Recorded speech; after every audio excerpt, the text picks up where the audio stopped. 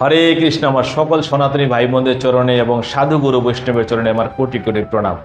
আজকে যেই একাদশী ব্রত মাহাত্ম্য কথা আপনি শুনতে চলেছেন, এই একাদশীর নাম হচ্ছে নির্জলা একাদশী।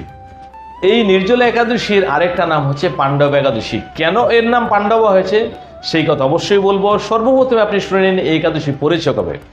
জ্যৈষ্ঠ মাসের শুক্লপক্ষে এই একাদশী পড়েছে 23শে জ্যৈষ্ঠ বাংলা, অর্থাৎ আগামী শনিবার, এবং ইংরেজি হচ্ছে আপনার 7ই জুন। পালনা হচ্ছে আপনার পরের দিন 7:12 মধ্যে। এই একাদশীর দিন অবশ্যই আপনাকে শ্রীহরির পূজন করতে হবে। এই একাদশীর দিন আপনি কোনো রকম ভোজন করতে পারবেন না। এই একাদশীর মেন মহত্বই হচ্ছে জলকে ত্যাগ করতে হবে। সূর্য উদয় হয়ে গেলে আপনি আর জল খেতে পারবেন না। পরের দিন পালনা করার পরে, অর্থাৎ সূর্যোদয়ের পরে আপনি জল গ্রহণ করতে পারেন, আপনি ভোজন করতে পারেন। এই একাদশীতে যদি আপনি জল গ্রহণ করলেন তাহলে কিন্তু ব্রত ভঙ্গ হয়ে যাবে। কিন্তু আপনি যদি মনে করেন জল আপনার শরীরে খুব দরকার বা চাহিদা, শেষ রাতের দিকে যদি আকাশে তারা দেখা যায় ওই সময় অবধি আপনি জল খেয়ে নিতে পারেন। কিন্তু একাদশীতে আপনি কোনো রকম ভোজন করবেন না। যদি আপনি জল খেলেন তাহলে কিন্তু একাদশী ব্রতটা ভঙ্গ হয়ে যাবে। এই একাদশী যারা পালন করেন, এই নির্জলা একাদশীর ব্রত মাহাত্ম্য কথা এতটুকু গভীর এবং এত মহত্বপূর্ণ। যদি কোনো ব্যক্তি প্রথম এই একাদশী আজকে করবেন তাহলে আপনি ঠিক 1 বছর পরে আবার যখন নির্জলা একাদশী আসবে তখন আপনি বুঝতে পারবেন যে গোবিন্দর কৃপা সেই 1 বছর আপনাকে কোথা থেকে কোথায় পৌঁছে দিয়েছে।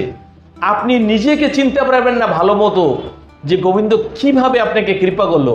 কিন্তু এই দিন আপনাকে সম দম কামনা বাসনা এই সমস্ত কিছুকে বশ করে, এই সমস্ত কিছুকে ত্যাগ করে একমাত্র শ্রীহরির চিন্তায় থাকতে হবে এবং হরি গুণগান, হরি কীর্তন, শ্রীমদ্ ভাগবত পাঠ বা ভগবত তত্ত্ব, ভাগবত কথা এই সমস্ত কিছু শুনুন। রাত্রে জাগরণ করতে পারেন।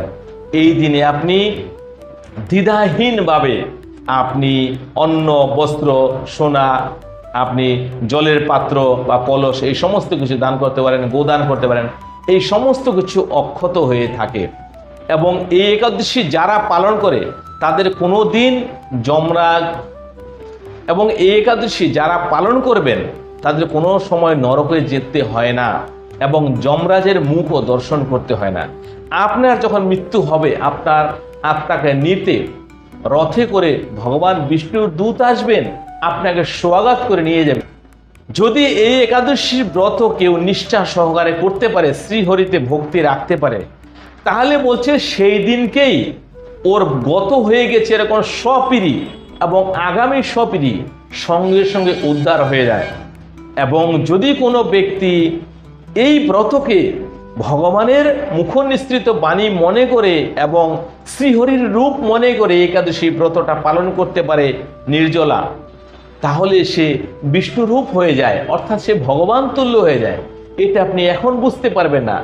এই কথার মহত্ব এতটাই গভীর, আপনি ঠিক 1 বছর পরে বুঝতে পারবেন যে শ্রীহরি ভগবান শ্রীকৃষ্ণ কি করে কৃপা করেন, কি করে আপনার উপরে কৃপা হলো।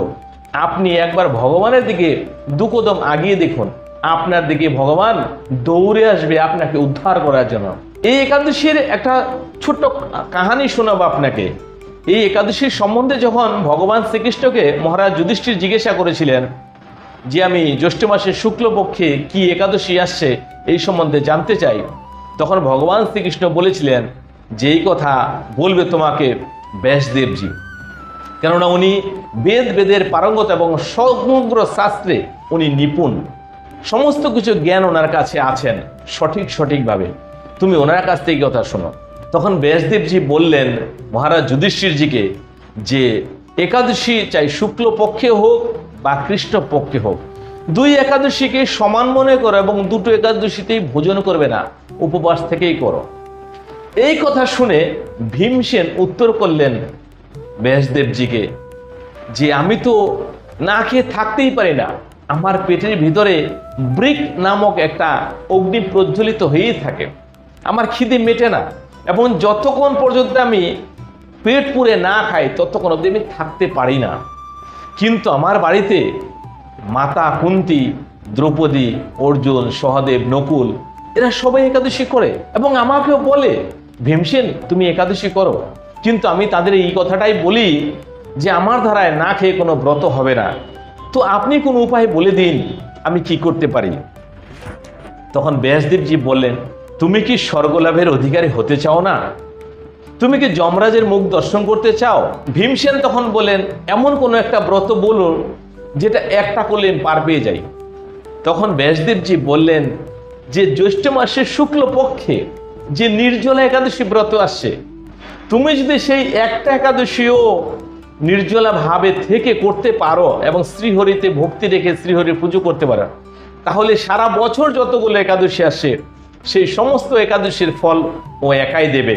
তারপরে এই কথা শোনার পরে ভীমসেন অবশ্যই সেই একাদশী ব্রত পালন করলেন এবং তারপর থেকে একাদশীর নাম হয়েছে পাণ্ডব একাদশী। কারণ পঞ্চভাই পাণ্ডব এরও একাদশী পালন করেন এবং মাতা কুন্তী এবং দ্রৌপদীও একাদশী অবশ্যই পালন করে। তবে এই একাদশী ব্রত মাহাত্ম্য কথা যারা শোনে তাদের জন্য একটা সবচেয়ে সুখবর হলো এই একাদশীর ব্রত পালন যদি নাও করতে পারেন কেউ, তাহলে একাদশী ব্রত মাহাত্ম্য কথা যদি একাদশী দিন শুনতে পারেন, যদি কোনো সময় চতুর্দশী যুক্ত অমাবস্যা হয় এবং সেদিন সূর্যগ্রহণ হয়, আর সেদিনকে যদি কোনো ব্যক্তি শ্রাদ্ধ করে, ওই শ্রাদ্ধ করনেওয়ালা পুরুষ বা ব্যক্তি যেই পুণ্য ফল লাভের অধিকারী হয়, ওই পুণ্য ফল লাভ হয়ে যায় শুধুমাত্র এই একাদশীর ব্রত মাহাত্ম্য কথা শুনে।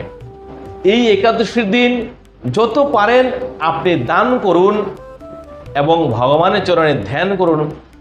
এই একাদশীর দিনে যদি আপনি রাতও জাগেন তাহলে বলছে প্রতি প্রহরে প্রহরে অশ্বমেধ যজ্ঞের সমান পুণ্য ফল লাভ করা হয়। তাহলে এই একাদশী ব্রত যারা পালন করে তাদের নরকে যাওয়ার বা যমরাজকে দর্শন করার কোনো প্রশ্নই ওঠে না। এই একাদশী যারা করে তারা মৃত্যুর পরে অবশ্যই ভগবান শ্রী বিষ্ণুর দূত দ্বারা তারা রথে করে বিষ্ণু লেগেই স্থান পাবেন এবং এই একাদশী পালনে মানুষ থেকে মানুষ আর থাকে না, মানুষ নারায়ণে বা ভগবান বিষ্ণুতে পরিণত হয়ে যায়। এই যে গভীর তত্ত্ব, গভীর কথাটা আপনাকে বললাম আমি, এটা আপনি ঠিক 1 বছর বা 2 বছর একাদশী করার পরে আপনি বুঝতে পারবেন যে আমার গোবিন্দ, প্রাণ গোবিন্দ কতটা প্রেমে ভরা এবং কতটা উনি সহায়ক, কতটা আপনার জন্য ভালো ভাবতে পারে, কতটা সে আপন। আজকে এখানে আপনার কাছে অনুমতি চাইছি, পরের দিন আসবো কোনো একটা অন্য টপিক নিয়ে। যদি এই সনাতনী চ্যানেলে প্রথমবার হন এবং আমার মুখটা আপনি প্রথমবার দর্শন করছেন, তাহলে অবশ্যই চ্যানেলটাকে সাবস্ক্রাইব করে সনাতনী ভাই বোনদের মধ্যে শেয়ার করবেন। কথাগুলো ভালো লাগলে একটা কমেন্ট করবেন। হরে কৃষ্ণ, হরে কৃষ্ণ, হরে কৃষ্ণ।